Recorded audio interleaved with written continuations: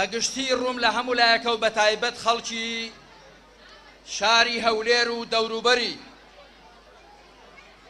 یەک شتان بیر بخەمەوە خەڵکی هەولێر لە مێژب و خۆپێشاندان دەکرا کاریگەری خۆی هەبووە بێگومان یەک جار هەولێر تەکانیدا دەسەڵات بە شۆکدا هاتوو ملیدا بووە بەشێک لە حەقی خەڵک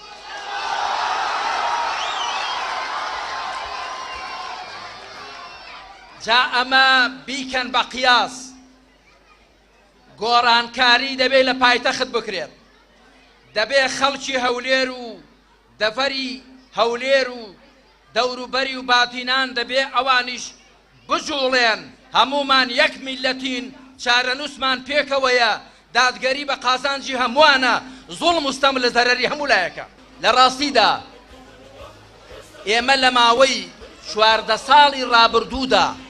نوێنەرانی ئێمە لە هەموو کایەکاندا لە ئەنجومەنی نوێنەران لە حکوومەت لە هەموو پێگەکاندا ئەگەر لە ئاستی پێویستدا بوونایە ئەگەر بەرژەوەندی گشتیان زاڵ کرد بەسەر بەرژەوەندی حیزبی و تایبەتیدا ئێستا کێشەکانی ئێمە هەروە بە هەڵواسراوی نەدەمانەوە بەداخەوەکە ئەوانەی کە نوێنەری ئێمە بوون لەوێ زیاتر خەریکی بەرژەوەندیە حیزبی و تایبەتیەکانی خۆیان بوون بۆیە دەبێ قوڵ تەماشای کێشەکانمان بکەین قەزیە هەرەوەندە لێ خەڵکێک بچێتە بەغدا وەکو ئەنجومەنی نوێنەران چەند پۆست و پێگەیەکمان هەبێ قەزیە ئەوەیە چێ دەنێری قەزیە ئەوەیە ئەو ئەمانەتە بە چێ دەستپێری حەیفە دوای 27 ساڵ